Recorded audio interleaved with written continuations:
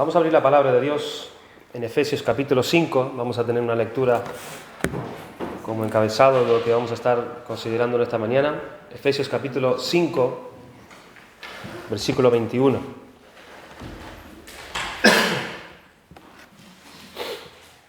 Esta lectura entra un poco en el contexto de lo que acabamos de cantar también acerca de la relación que tiene Cristo con su iglesia. Efesios capítulo 5, versículo 21, dice así la palabra del Señor: Someteos unos a otros en el temor de Dios. Las casadas estén sujetas a sus propios maridos como al Señor, porque el marido es cabeza de la mujer, así como Cristo es cabeza de la iglesia, la cual es su cuerpo y Él es su Salvador. Así que, como la iglesia está sujeta a Cristo, así también las casadas lo estén a sus maridos en todo. Maridos, amad a vuestras mujeres, así como Cristo amó a la iglesia y se entregó a sí mismo por ella, para santificarla, habiéndola purificado en el lavamiento del agua por la palabra, a fin de presentársela a sí mismo una iglesia gloriosa que no tuviese mancha ni arruga ni cosa semejante, sino que fuese santa y sin mancha. Así también los maridos deben amar a sus mujeres como a sus mismos cuerpos. El que ama a su mujer, a sí mismo se ama. Vamos a dar una segunda parte de este tema que hemos considerado el domingo anterior acerca del matrimonio, en el capítulo 25 de nuestra confesión de fe. A modo de resumen, quisiera simplemente decir algunas cosas porque nos quedó afuera el párrafo número 4.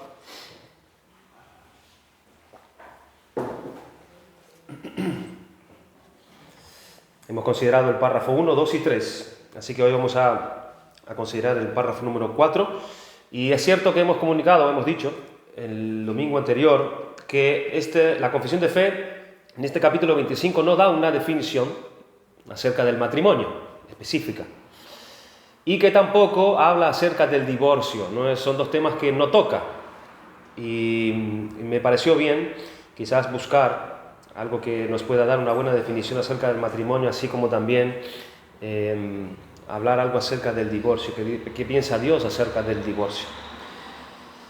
Pero antes, en forma de resumen, vimos en el primer párrafo la monogamia como la regla del matrimonio. En el segundo párrafo vimos los propósitos principales del matrimonio. Y en ese párrafo 3 hemos visto el matrimonio lícito. ¿Qué piensa Dios? ¿Qué es lo que constituyó el Señor como lícito dentro del matrimonio? En ese párrafo 1 hemos visto el matrimonio como una institución dada por Dios, que es Dios quien instituyó el matrimonio, y es Dios quien nos dice que debe ser entre un hombre y una mujer. Así Dios lo ha establecido. El matrimonio es entre un hombre y una mujer. Dios ve y da como legítima este tipo de unión entre un hombre y una mujer, y Dios lo llama en su palabra matrimonio. En segundo lugar, vimos la monogamia como la regla del matrimonio. Quiere decir que el matrimonio está formado por dos personas. Mono significa uno y gamia significa unión, la unión mía con una sola persona. Y hemos visto también los propósitos principales del matrimonio. Hemos dicho que era para mutua ayuda, que Dios constituyó el matrimonio para que el hombre y la mujer pudiesen ayudarse uno al otro, así como Dios ha entretejido los huesos de un cuerpo, así como Dios dio tendones, los nervios y el resto del cuerpo para darle fortaleza al cuerpo, la estructura fuerte de un cuerpo. Así también Dios ha ordenado la unión entre un hombre y una mujer en matrimonio para fortalecer la vida de estas dos personas. Porque mejores son dos que uno, dice Eclesiastés capítulo 4, versículo 9. Así que fue Dios mismo quien vio la necesidad y por lo cual dio mujer a Adán. Y esto es lo que nosotros debemos saber, buscar y procurar en la vida matrimonial. Debemos de luchar contra el egoísmo, donde uno en el matrimonio se considera el centro y la otra parte es como que es el otro el que tiene que servirme a mí. Y no es así como Dios estableció el matrimonio, es para ayuda mutua. El marido está llamado por Dios para promover para las necesidades espirituales, emocionales, sexuales, intelectuales de su esposa, para dotarla, para prepararla, para capacitarla en medio de la familia y así como también para la iglesia, y la mujer es llamada en la palabra de Dios como ayuda idónea para el hombre. Uno de los fines y propósitos del matrimonio es para que el hombre y la mujer se ayuden. El segundo fin que hemos visto es por causa de la descendencia. Por causa de la descendencia. Este es el propósito obvio y normal en el matrimonio. Y creó Dios al hombre a su imagen y a semejanza de Dios lo creó, varón y hembra los creó, Génesis 1:27, y Dios dijo en el 28, y los bendijo Dios y les dijo, fructificad y multiplicaos, llenad la tierra y sojuzgarla. Así que vemos como un fin natural la unión del matrimonio para que se procrea la raza humana, que tenga descendencia. Pero también el apóstol Pablo en 1 Corintios 7, 3, 5, y esto no es en el contexto, cuando él escribió esto, en el contexto de la procreación, sino que él trata también esta relación entre el hombre y una mujer, la relación sexual, como un deber que tienen para que cumplir uno con el otro. Y solo se puede privar de ello por mutuo consentimiento, no unilateralmente. Así que vemos que esto es algo obvio, normal, que Dios crea el matrimonio para que haya descendencia en la raza humana, pero también Dios dejó esto como un deber entre el hombre y la mujer. Y el tercer propósito que vimos es la limpieza. Es la limpieza. No que el matrimonio nos libre de caer en la impureza, hermanos, pero sí nos ayuda a luchar contra ella cuando cada cónyuge corresponde con el otro como se debe al respecto a este tema, en el matrimonio.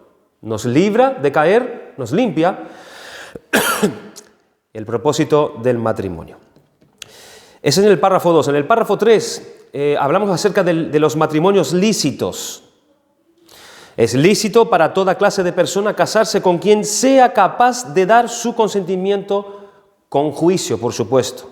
Se puede casar sin límite racial o físico. Si es parapléjico, si es mudo, si es sordo, si es cojo, si es chino, si es indio, australiano, de una tribu, si es blanco, negro, amarillo o esquimal, fuera de la cultura o estrato social que fuera, no hay límites ni prohibiciones a este respecto para el matrimonio por parte de Dios, siempre y cuando y mientras pueda dar lúcido consentimiento en su sano juicio de que se va a unir con esa persona. Aunque debamos de tener en cuenta que aquí que lo lícito, hermanos, no siempre es lo aconsejable. Por eso hay que usar de sabiduría también a la hora de buscar con quién me voy a casar y con quién me voy a unir, teniendo en cuenta la diferencia, por ejemplo, de cultura, de mentalidad, de inclinaciones, etc. Sin embargo, dentro de esta libertad, como en todo, Dios también ha señalado límites. Dios ha señalado límites también dentro de esta libertad. Y una de esas restricciones que hemos mencionado el domingo pasado es la restricción cristiana. ¿Qué significa esto? Lo cual quiere decir que un cristiano es libre de casarse, pero solo en el Señor.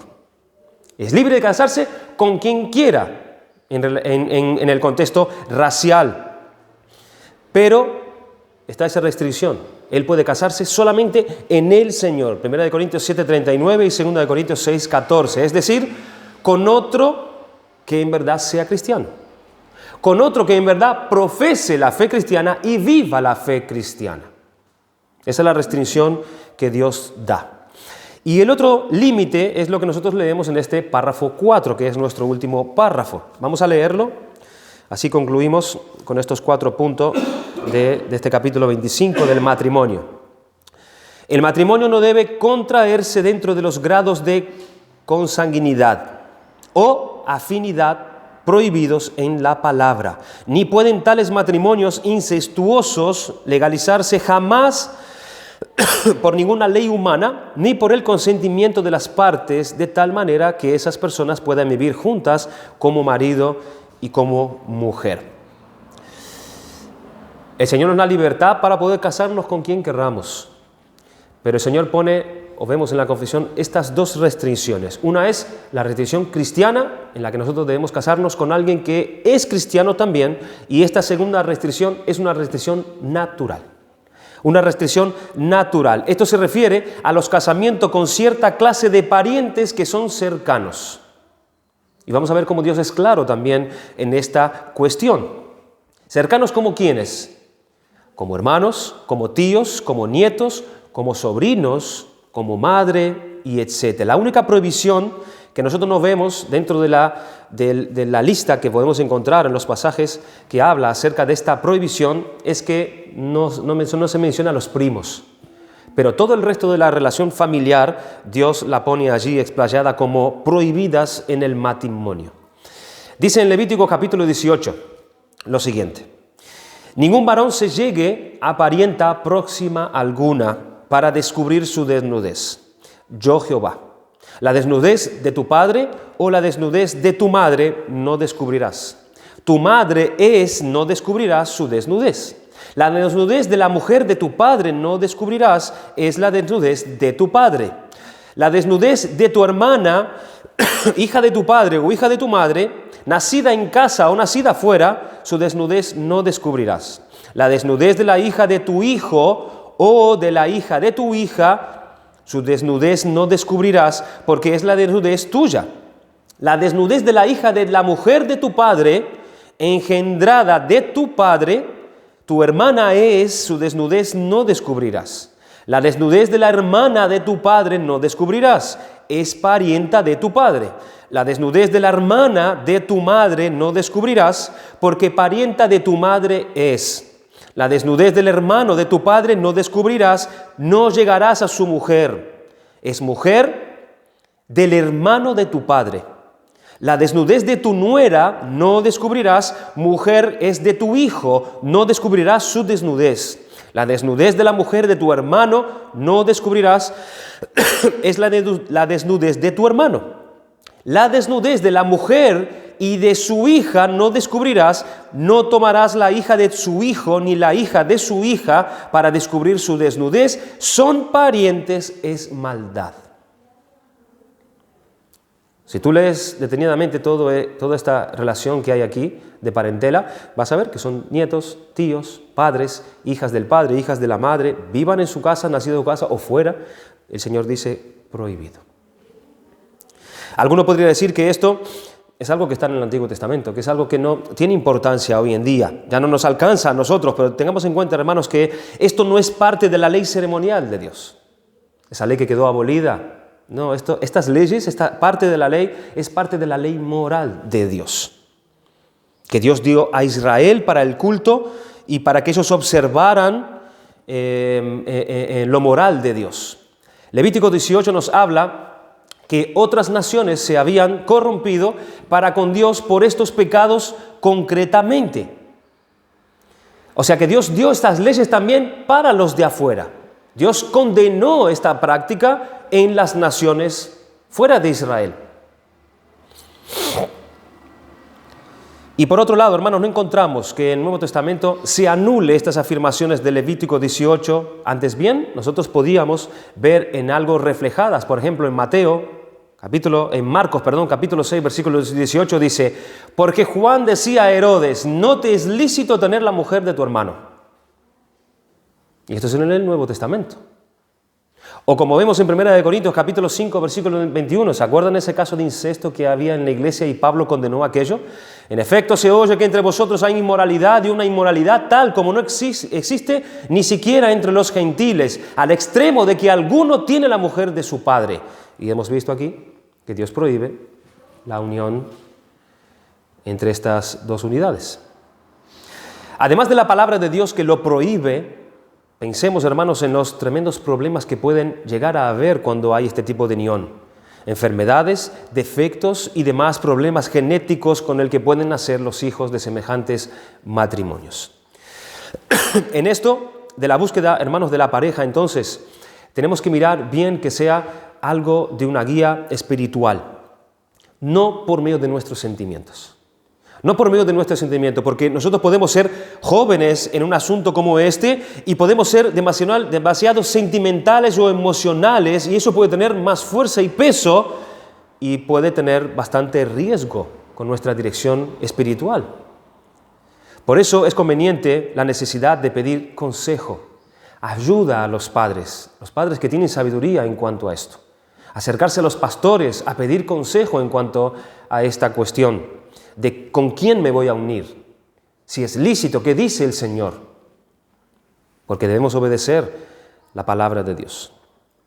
Así que este es el tema que trata este cuarto párrafo de nuestra confesión de fe.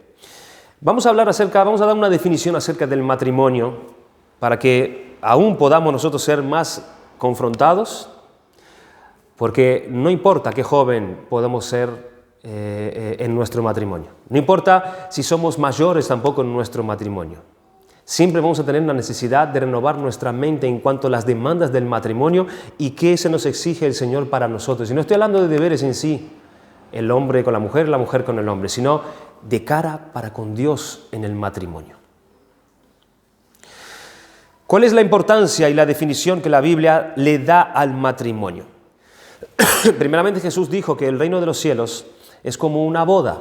Mateo capítulo 22, versículo 2 dice: el reino de los cielos es semejante a un rey que hizo fiesta de bodas a su hijo y envió a sus siervos a llamar a los convidados de las bodas.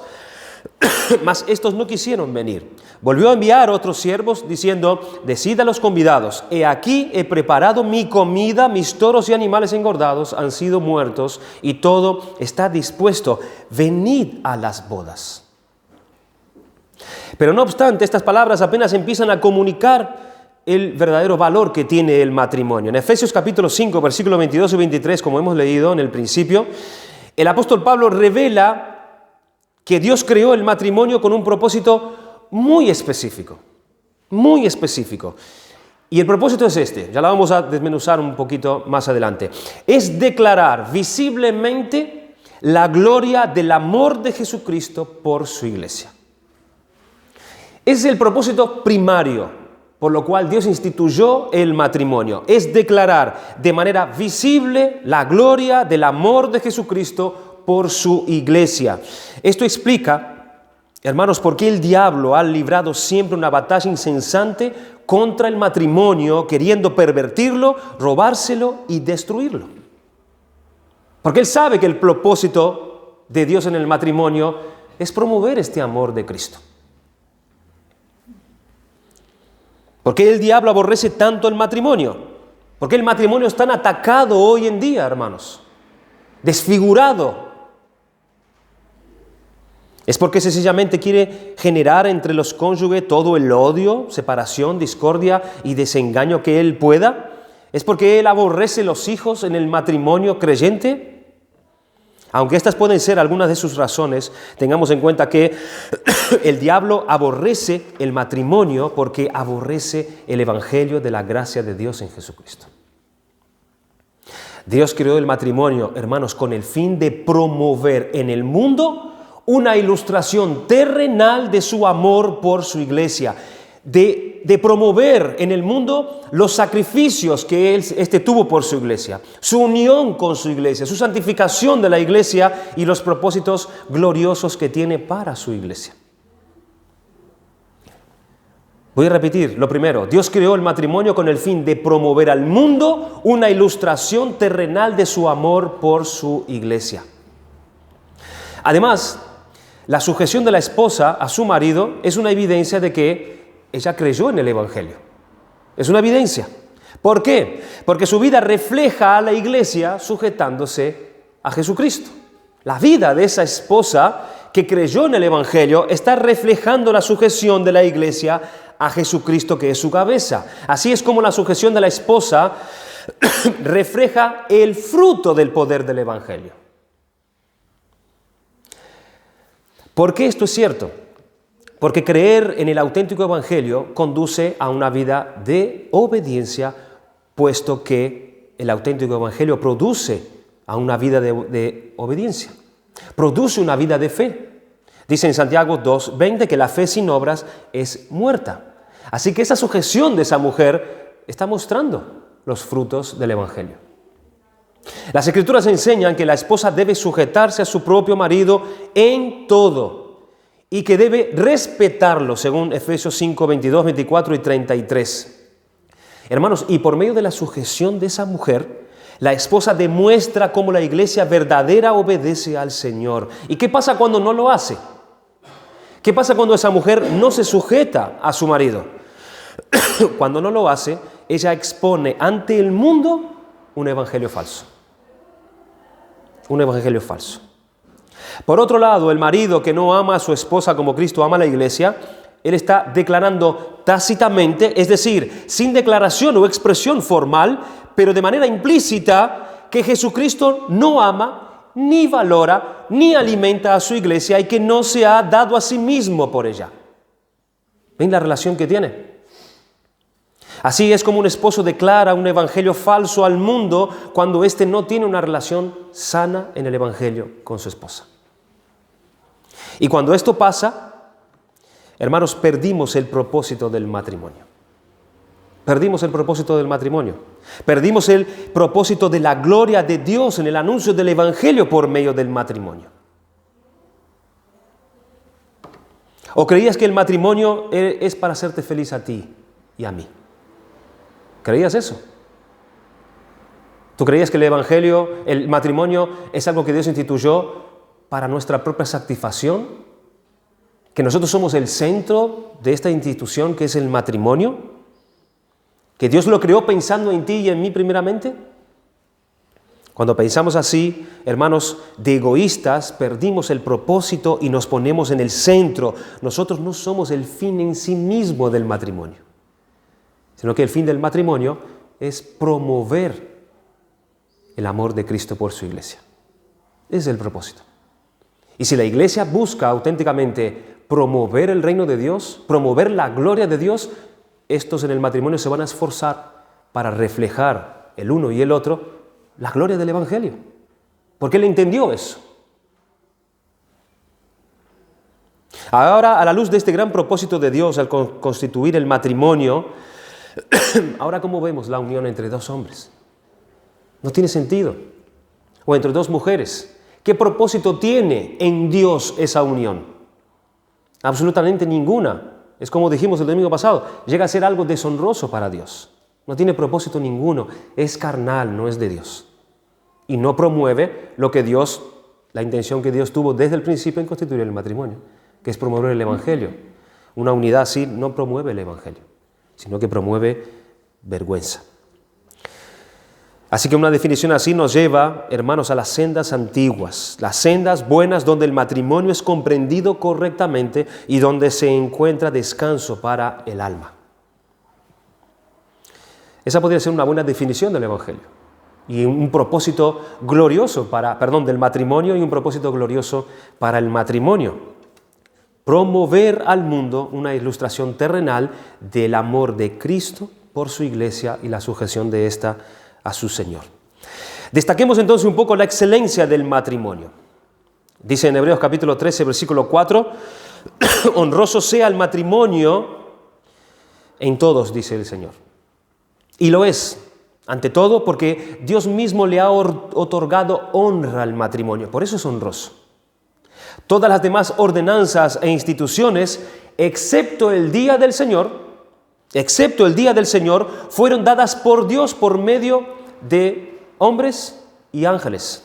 Dice en Hechos capítulo 7, versículo 35, a este Moisés, hablando allí Esteban en aquel concilio, a este Moisés a quien había rechazado, diciendo, ¿quién te ha puesto por gobernante y juez? A este lo envió Dios como gobernante y libertador por mano de ángel que se le apareció con la zarza. Es decir, Moisés es el instrumento de Dios para hacer llegar a su pueblo su ley. Por medio de ángeles. Descendió un ángel a dárselo a Moisés, los 10 mandamientos. Y Moisés fue el que fue enviado como gobernador y libertador. En cambio, el matrimonio fue ordenado inmediatamente por el Señor mismo. No fue por medio de Moisés ni por medio de ningún ángel. Fue por medio del Señor mismo. Ningún hombre ni ángel trajo la primera esposa a su esposo. Génesis 2:22. Por lo tanto, el matrimonio recibió más honra divina que las demás instituciones porque fue solemnizado directamente por Dios mismo. Hermanos, esta fue la primera ordenanza que instituyó Dios. Lo primero que hizo después de crear al hombre y la mujer, y lo hizo cuando todavía ellos no habían caído. Estaban en el Edén todavía. Génesis 1:28. Además, el lugar donde se llevó a cabo el matrimonio demuestra lo honroso de esta institución. Mientras que las demás instituciones repito, excepto el día de reposo, donde la instituyó en el capítulo 2, versículo 3 de Génesis, se formaron fuera del paraíso. Todas las demás instituciones. El matrimonio fue solemnizado en el Edén por el Señor mismo. El acto creativo máximo de Dios fue crear a la mujer.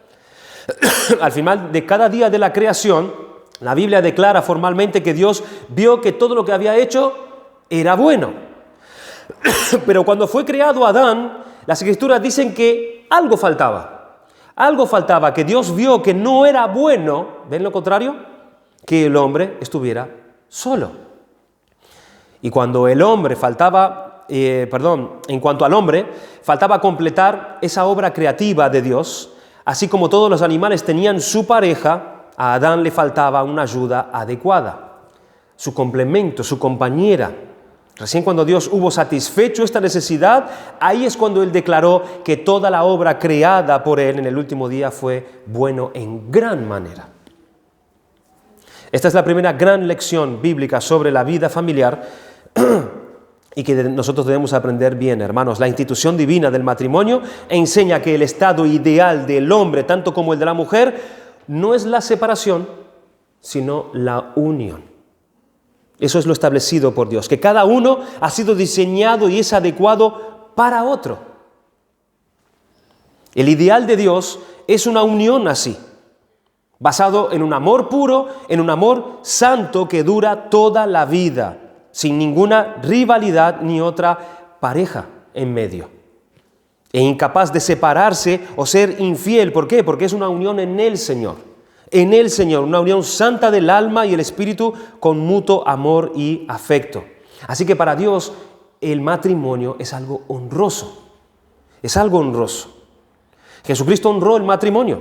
Cuando los fariseos trataron de tenderle aquella trampa a Cristo en cuanto al divorcio, Jesús dio su aprobación oficial al orden original, diciendo: ¿no habéis leído que el que hizo al principio varón y hembra los hizo? Y dijo: por esto el hombre dejará padre y madre y se unirá a su mujer, y los dos serán una sola carne. Así que no son ya más dos, sino una sola carne. Por tanto, lo que Dios juntó, no lo separe el hombre.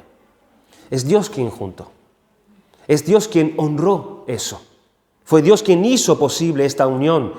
Génesis 1:27. Fue Dios que también dio el matrimonio, el fructificar y el expandirse por toda la tierra. También fue Él quien dijo: no es bueno que el hombre esté solo, le haré ayuda idónea para él. Fue Dios también quien trajo a Eva, a Adán, para que fuese la esposa de éste. Y ciertamente desde entonces, desde todos los aspectos, fue Dios quien estableció el matrimonio como una institución divina. El matrimonio, por lo tanto, es un estado honroso.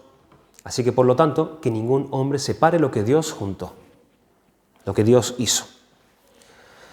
La institución del matrimonio también ha sido honrada por el Espíritu Santo, porque Él la usó como un ejemplo de la unión que existe entre Cristo y la Iglesia. Él dijo en Efesios capítulo 5, versículo 31, por esto dejará el hombre a su padre y a su madre y se unirá a su mujer, y los dos serán una sola carne.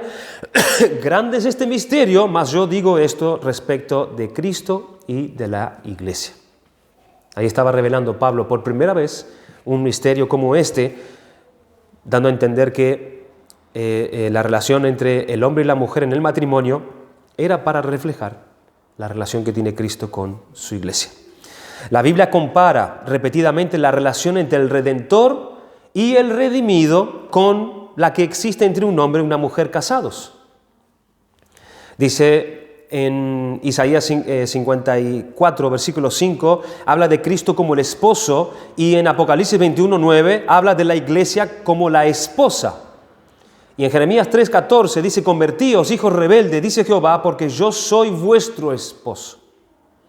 Y hay muchos versículos que podríamos nombrar donde Dios toma la relación de su pueblo como si fuese su esposa y él su esposo, por la intimidad que tiene este tipo de relación, por la unión específica que tiene esta relación entre un hombre y una mujer en el matrimonio. Así que cada persona de la Trinidad ha puesto su sello de aprobación sobre el estado del matrimonio. No hay duda de que en el matrimonio verdadero cada parte ayuda de igual manera a la otra, y en vista de lo señalado anteriormente, hermanos, cualquiera que se atreve a creer o enseñar otra doctrina o filosofía, lo que hace es ir en contra de Dios mismo, es ir en contra del Altísimo. Pero no es que esto establezca la regla absoluta que todos los hombres y todas las mujeres están obligados a contraer matrimonio. No significa eso. No están obligados todos a casarse con alguien sí o sí. Puede haber buenas y sabias razones para vivir solos. Puede haber motivos adecuados que lleve a los hombres y a las mujeres a pensar que en el matrimonio, como una esclavitud y el sacrificio de toda independencia, o que considera que ser esposa y ser madre es algo desagradable, que interfiere en el destino importante de una mujer. ¿No es eso lo que nos enseña en nuestra era? Cualquier sentimiento público que sugiere el celibato como algo más desagradable, como algo más deseable y honroso, o que sustituye cualquier otra cosa por el matrimonio y el hogar, no solo contradice la ordenanza de Dios, sino que amenaza el fundamento mismo en la sociedad. Porque la sociedad está formada por familias compuestas por matrimonios. Atenta a la misma sociedad. ¿Y qué tan importante es el matrimonio para Dios? Lo hemos dicho ya. Dios quiere mostrar por medio de los matrimonios cristianos al mundo la relación que existe entre Cristo y la Iglesia. Cristo creó al matrimonio con el fin de proveer al mundo una ilustración terrenal de su amor por su Iglesia. Por eso nosotros debiéramos guardar nuestros matrimonios santos, sin mancilla. ¿Por qué? Porque es algo grande para Dios. Y refleja algo grande el matrimonio, nada más y nada menos que el Evangelio de Jesucristo. Por eso encontramos, hermanos, tantas advertencias en la Biblia, en que debemos guardar nuestro matrimonio en toda pureza. Y cuando digo pureza, no me estoy refiriendo solamente al adulterio en manera física, sino también en nuestro espíritu. En la época de Malaquías, este profeta fue enviado a confrontar al pueblo de Dios, tanto los sacerdotes como al pueblo mismo, de que estaban siendo infieles a Dios. ¿Y cómo estaban siendo infieles a Dios? Cuando ellos estaban siendo infieles a sus mujeres. Y Dios va mucho más allá del acto físico del adulterio, sino que Dios recalca el acto físico el acto de adulterio en su propio espíritu. Dice en Malaquías capítulo 2, versículo 14, porque Jehová ha atestiguado entre ti y la mujer de tu juventud, contra la cual has sido desleal, siendo ella su compañera y la mujer de tu pacto. Versículo 15, ¿no hizo él uno habiendo en él abundancia de espíritu? ¿Y por qué uno? Porque buscaba una descendencia para Dios. Guardaos pues en vuestro espíritu y no seáis desleales para con la mujer de vuestra juventud, porque Jehová, Dios de Israel, ha dicho que él aborrece el repudio y al que cubre de iniquidad su vestido, dijo Jehová de los ejércitos, guardaos pues en vuestro espíritu y no seáis desleales. Caer en adulterio está claro que es una acción que viola el matrimonio. Eso lo tenemos todo claramente aprendidos. Pero Dios, que ve el corazón, nos advierte que los pensamientos que violan el matrimonio también son pecaminosos. Él dijo, guardaos pues en vuestro espíritu y no seáis desleales. Hermanos, el Señor tiene acceso a nuestros pensamientos. Los conoce todos. Puede que nuestros pensamientos estén ocultos a los ojos de los hombres, pero no están ocultos a los ojos de Dios. Dice el Salmo 139, versículo 1, oh Jehová, tú me has examinado y conocido, tú has conocido mi sentarme y mi levantarme, has entendido desde lejos mis pensamientos, has escudriñado mi andar y mi reposo, y todos mis caminos te son conocidos, pues aún no está la palabra en mi lengua, y he aquí, oh Jehová, tú la sabes toda. ¿Le preocupa tanto a Dios lo que pasa por nuestras cabezas? Al fin y al cabo, nosotros no hacemos daño a nadie con nuestros pensamientos. Pero Dios se toma los pecados de nuestros pensamientos muy, pero muy en serio. Jesús dijo, oísteis que fue dicho, no cometerás adulterio, pero yo os digo que cualquiera que mira a una mujer para codiciarla, ya adulteró con ella en su corazón. Por tanto, si tu ojo derecho te es ocasión de caer, sácalo y échalo de ti, pues mejor te es que pierdas uno de tus miembros y no que todo tu cuerpo sea echado al infierno. Es cierto que existe en nuestra sociedad que el divorcio y el adulterio casi como que han pasado a ser aceptados o no son vistos como algo gravoso delante de Dios. Han pasado a ser vistas como cosas normales en la vida. Y eso es una tentación a rebajar los niveles de pureza que la palabra de Dios nos indica a tener en el matrimonio. Alguien puede decir, todos terminan por cansarse de su marido o de su esposa. Todo el mundo tontea un poco con fantasías y pensamientos extramatrimoniales, ¿verdad? No seamos hipócritas, todos tenemos algo así alguna vez. Y seríamos hipócritas, hermanos, si dijéramos que tales pensamientos nunca han pasado por nuestras cabezas, ni nos han sido movidos a tentación. No obstante, la cuestión es, ¿luchamos contra ellos?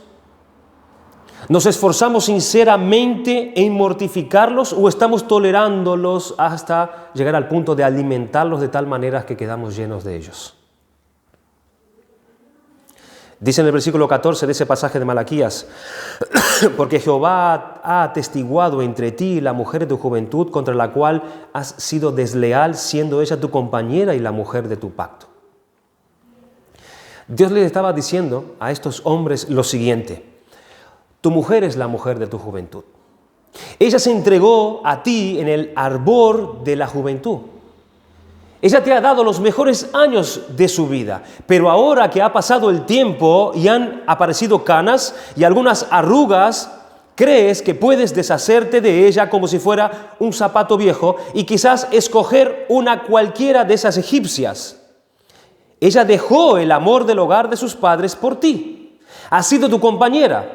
Ha sido tu ayudante, ha sido tu amiga, te ha animado cuando tú estabas deprimido y ha cuidado de ti cuando estabas enfermo. Y ahora tú, en tu pensamiento, te divorcias de ella.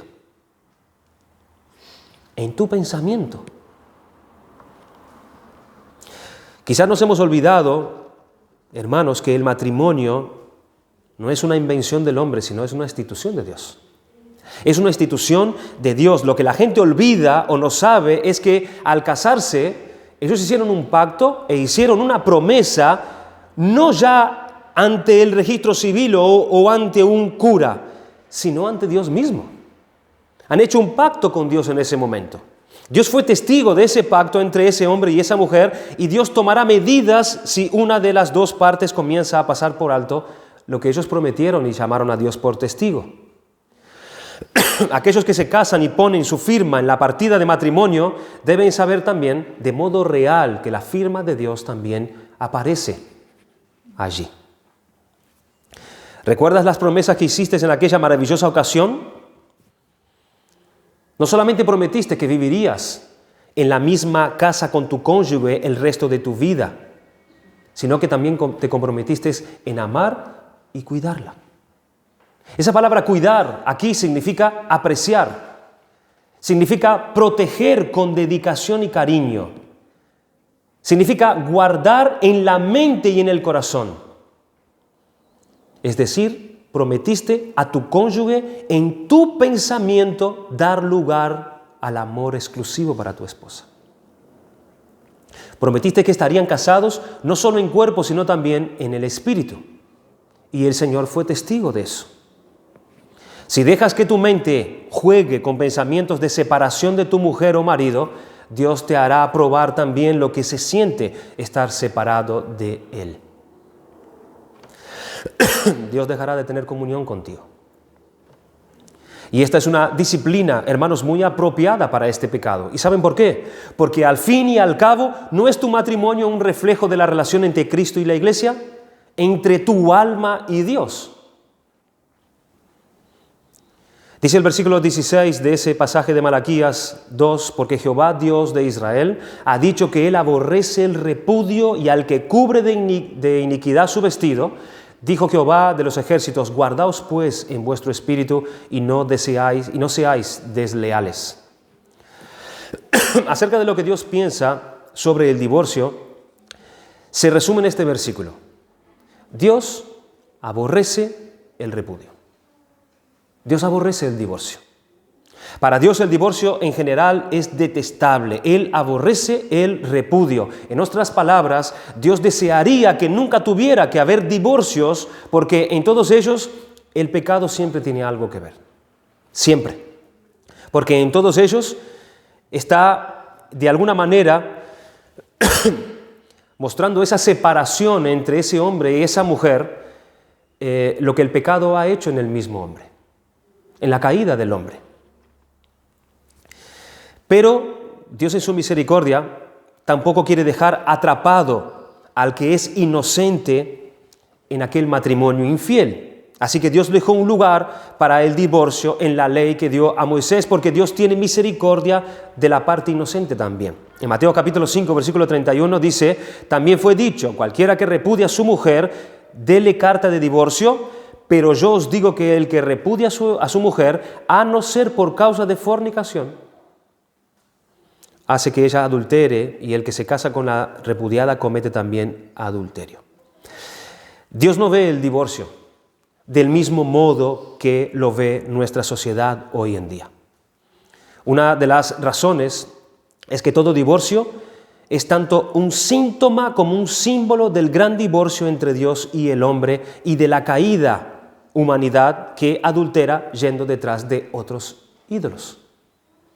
Es un reflejo de la separación de Dios y el hombre. Ese odio de Dios al divorcio se debe a que, como dice Jesús, el divorcio es deshacer la obra de Dios.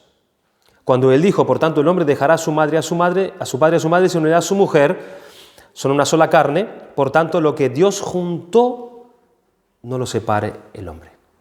Es decir, el divorcio está separando, está rompiendo una obra de Dios. A no ser por causa de fornicación, repito, porque Dios tiene misericordia del inocente, Dios dio esta puerta para que esta persona pueda divorciarse de su esposo o de su esposa en caso de fornicación. El llamado de Dios es el perdón. Siempre es el perdón. Pero si esa persona no puede, no llega, ella tiene el consentimiento de Dios para divorciarse. Pero el llamado es al perdón, es a perdonar, así como Cristo perdona a su iglesia cuando ésta es infiel día tras día. El divorcio aflige a Dios, le aflige.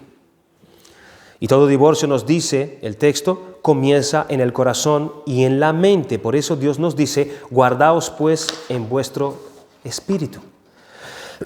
Para Dios esos pensamientos extramatrimoniales son igual de malos que prepararse para atacar a alguien. Dios lo ve como un acto de violencia. Esos pensamientos que pueden ser pequeños pensamientos inocentes, pensamientos que juguetontamente, mezclamos la palabra esa, traspasan los límites del matrimonio y equivalen para Dios a los pensamientos de un agresor que planea atacar a alguien. Así lo toma Dios, pensamientos así. Pensamientos agresivos, violentos, que está planeando atacar a una persona. Hermanos, no es cierto que algunos creyentes en sus fantasías extramatrimoniales, para evitar el estigma del adulterio, para evitar la marca o señal en el cuerpo del adulterio, han pensado en su cónyuge muerto. ¿No ha pasado eso? Para así poder sentirse libre para actuar en su antojo, libre para irse con esa mujer o con ese hombre.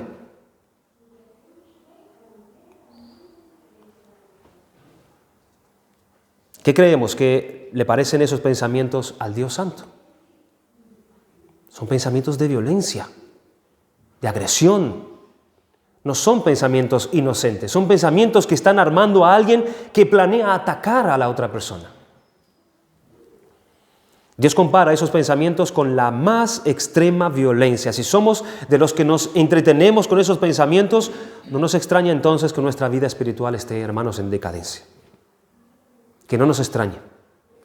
Debemos arrepentirnos de esos pensamientos. Hay pensamientos en nuestra mente que violan nuestros matrimonios.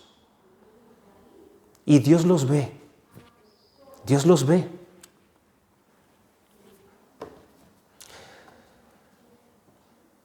Pero Dios, acerca de nosotros y por medio de su palabra, Él nos implora: guardaos en vuestro espíritu y no seáis desleales. Pero ¿cómo podemos hacer eso? Nuestras mentes son atacadas.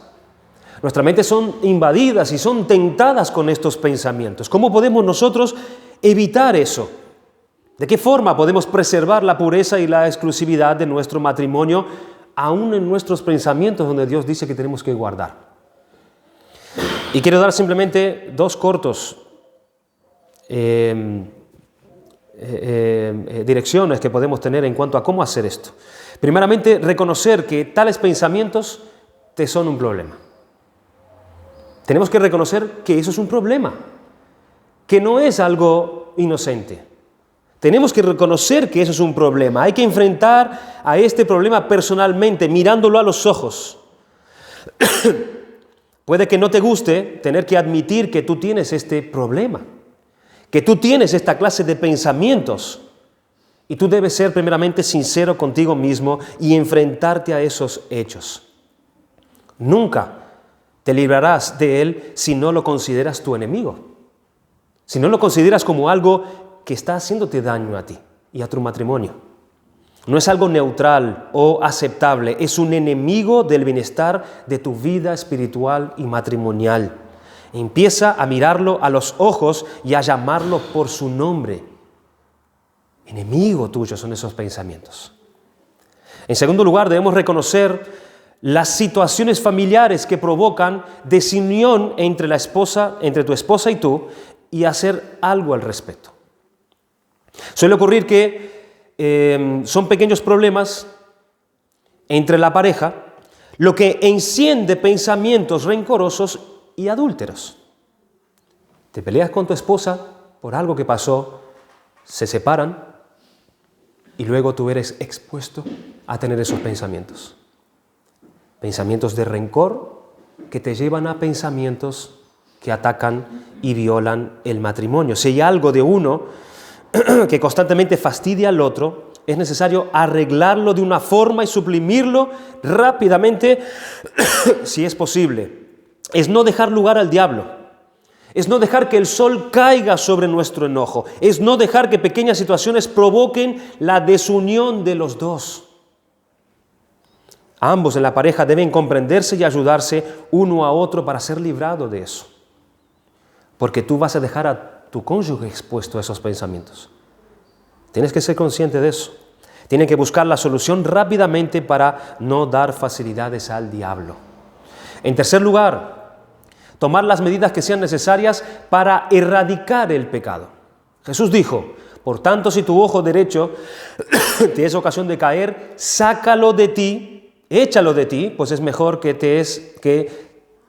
se pierda uno de tus miembros y que no todo tu cuerpo sea echado al infierno. Tomar las medidas que sean necesarias para erradicar el pecado. ¿Hay algún lugar o alguna persona que incitan en tu mente pensamientos pecaminosos? Evita ir a ese sitio. Evita entonces estar con esa persona. Sácalo de ti, dice el Señor. ¿Hay algún recuerdo privado que tú guardas? Puede que aún desde tu niñez y que te hace recordar algún amor lejano en el cual sueñas en forma de fantasía extramatrimonial. Ha llegado el momento de que arrojes eso a la basura. ¿Te acosan pensamientos de algo de tu pasado? Quizás de una relación inmoral que tuviste antes de convertirte a Cristo. Hermanos, ha llegado el momento de pedirle a Dios que apague esos pensamientos y que los haga repugnantes para ti como lo son para Él. Es una gran ayuda práctica orar y meditar en esas advertencias que nosotros encontramos en las Escrituras. Meditar en esas advertencias para que entre un temor en nosotros. Proverbios capítulo 2, versículo 16 dice: serás librado de la mujer extraña, de la ajena que halaga con sus palabras, la cual abandona al compañero de su juventud y se olvida del pacto de su Dios. Por lo cual su casa está inclinada a la muerte y sus veredas hacia los muertos. Todos los que en ella se lleguen no volverán ni seguirán otra vez los senderos de la vida. Capítulo 6, versículo 27. ¿Tomará el hombre fuego en su seno sin que sus vestidos ardan? ¿Crees que esos pensamientos son simplemente inocentes y no te afectará en nada? ¿Tomará el hombre fuego en su seno sin que sus vestidos ardan? ¿Andará el hombre sobre brasas sin que sus pies se quemen? Así es el que se llega a la mujer de su prójimo, no quedará impune ninguno que la tocare. Versículo 32, mas el que comete adulterio es falto de entendimiento, corrompe su alma el que tal hace. Heridas y vergüenza hallará, y su afrenta nunca será borrada, porque los celos son el fruto del hombre, y no perdonará en el día de la vergüenza. Proverbios 5, 1 al 23, 7 del 1 al 27, 9 del 13 al 18, 22, 14, 23, 27, 28, 30, 18, 20, Gálatas 5 del 19 al 21, Primera de Tesalonicenses 4, 3, 8. La Escritura está llena de estas advertencias. Y tenemos que tomar medidas que sean necesarias para erradicar ese pecado. Y una de ellas es trayendo estas Escrituras a nuestra mente. Y en cuarto y último lugar, esforzarte en mejorar la relación amorosa dentro de tu matrimonio. Cuando Malaquías dice, la compañera de tu juventud, esas dos palabras está hablando acerca de un amigo íntimo con quien se compartes cosas buenas y cosas malas. Y se emplea aquí para hablar acerca de una esposa. La esencia misma del matrimonio es la amistad y la compañía de esa persona, de esa mujer o de ese hombre. No debemos dejar que la amistad que floreció en nuestro matrimonio en la juventud, hermanos, se marchite con el paso del tiempo, ni por cosas que pasan en nuestra vida. No debemos permitir eso. El puritano Thomas Watson, él escribió: un hombre no se mantiene casto teniendo una mujer. No es el medio. Un hombre no se mantiene casto teniendo a una mujer, sino amando a su mujer. Es que se mantiene así.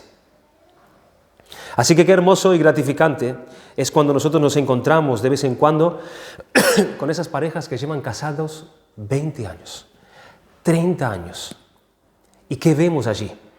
Vemos aún en ellos cuánto amor, vemos en ellos cuánto respeto, cuánta ayuda mutua, cuánto se cuidan, cuánto se aman uno a otro. Es un estímulo y un ejemplo para los más jóvenes, ver a estos matrimonios de tantos años, en vez de su matrimonio ir menguando, su matrimonio está cada vez más floreciendo. Debemos guardar y cultivar eso. Pero hermanos, tales matrimonios no son cuestión de buena suerte o suceden por casualidad. Esos matrimonios no son así por pura casualidad, sino que son fruto de perseverancia, de planificación, de lucha contra el pecado, de lucha contra los pensamientos, de mucho sacrificio y de mucho trabajo y oración. Por eso se mantienen así. Los buenos matrimonios cristianos son la fuerza de la iglesia. Los buenos matrimonios cristianos son la fuerza de la iglesia. Y necesitamos trabajar y orar. Dios nos dice: guardaos en vuestro espíritu y no seáis desleales para con la mujer de vuestra juventud. Así que para que vuestros matrimonios sean con el fin de promover el mundo, una ilustración terrenal del amor de Cristo y la iglesia, hermanos, debemos escuchar la palabra de Dios y obedecer. Dios nos deja muchas advertencias en cuanto a este tema.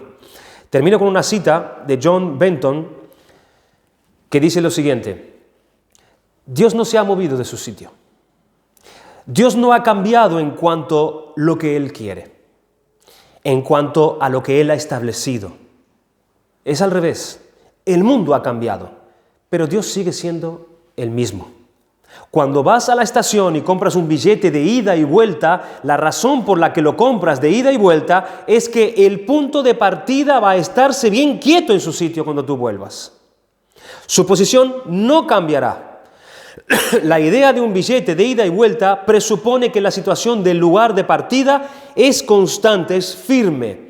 Esto es lo primero que Dios deja claro en su palabra al llamar a las personas a que vuelvan, a que regresen a Él.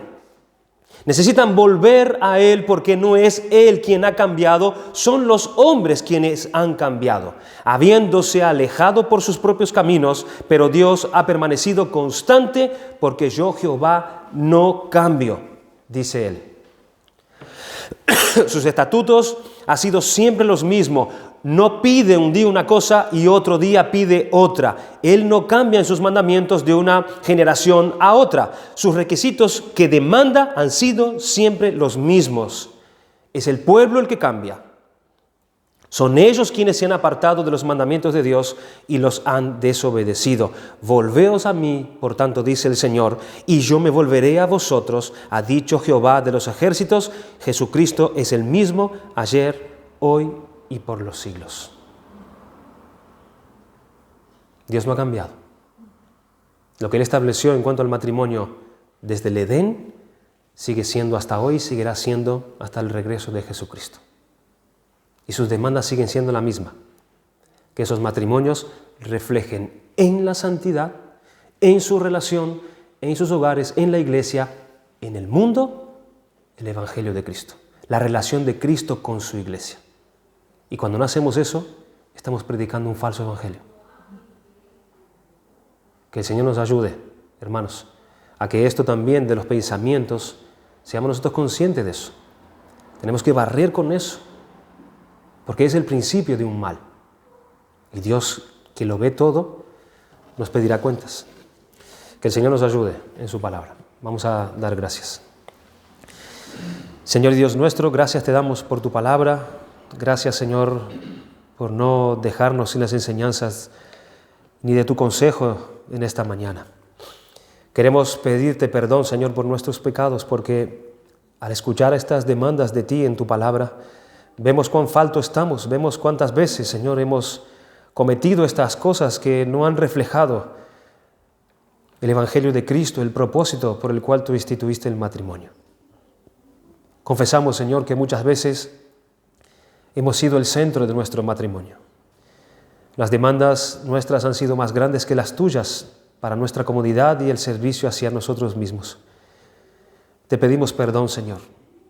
Perdón por las veces que hemos albergado pensamientos en nuestra mente que nos han separado de ti, que han roto nuestra comunión contigo, con nuestras esposas.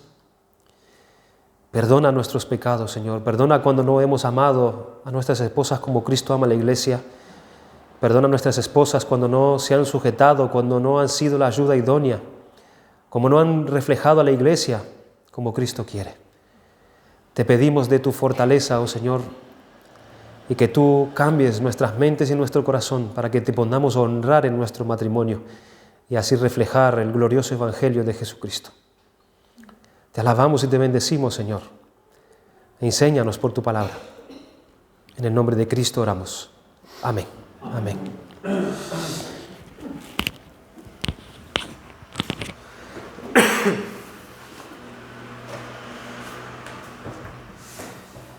Pues tenemos un receso, tomamos un refrigerio y pasamos a